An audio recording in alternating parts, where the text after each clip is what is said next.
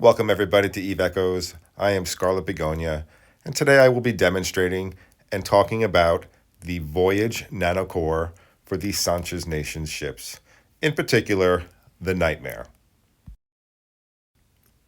Of course, I will be covering the new main attribute and how the core basically affects all three of the ships as best as I can, but mainly I will be focusing on the Nightmare and the Guardian aspect. But first, of course, a quick photobomb for product placement for the scope and a good look at the appearance of the nanocore, which has been unaltered.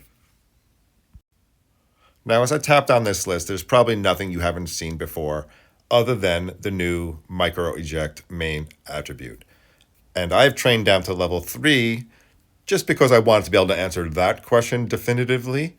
And I will be tapping down the list so you can get a look at everything.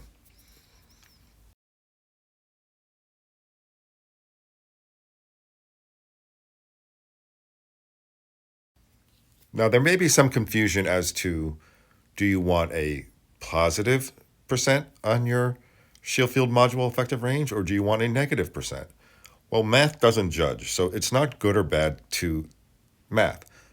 Do you want it to be smaller? Go negative. You want it to be bigger? Go positive. But in another, more correct way, you want it to be smaller. You want a negative percentage on your shield field module. We stay in, they stay out.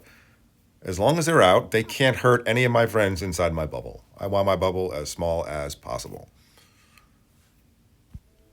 Which leads me to the new Nanocore micro eject system. What is it and what does it do?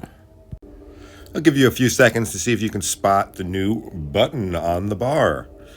When you choose the new micro eject system, you will get a new button. And when you tap and hold on it, it will tell you what it does. It says flight velocity 200%. It's a 10-second boost of massive acceleration and immunity to stasis webifiers, which to me seems completely useless for PvP, so no one choose that, please. So what it actually does once you get it working is it triples your current maximum speed. And I believe it also triples your current acceleration. And of course, the bonus of being immune to stasis webifiers. For the Phantasm and the Succubus, this 10-second window will probably let you cover a lot of ground, but not as much so for the Nightmare. My current personal best was about 1,700 meters per second in that 10-second window.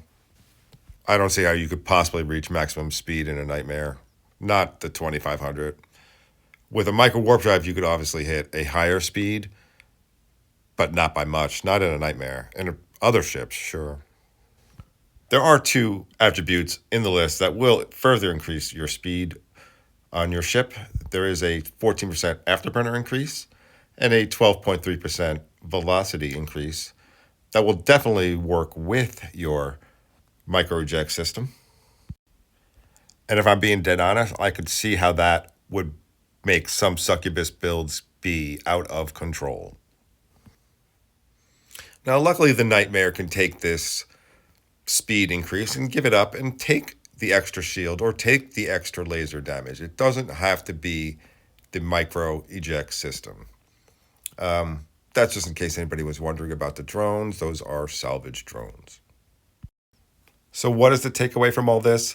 The micro eject system is going to give you 3 times your current maximum speed, and that will change whether your afterburner is on or off. Your maximum speed will change.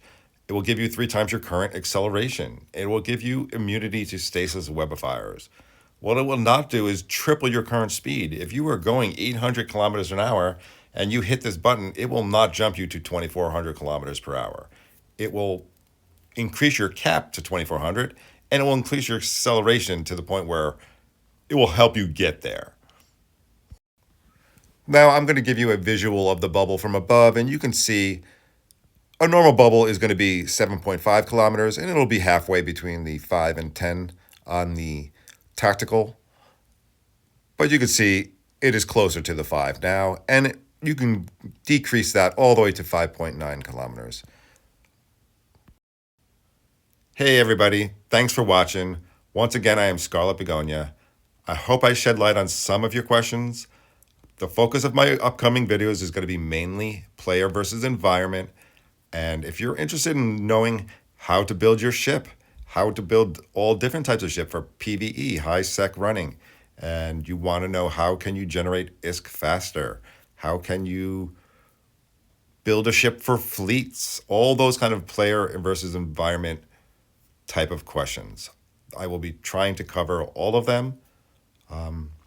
For instance, once you have enough DPS, your fleet can be all brawl or glass cannons.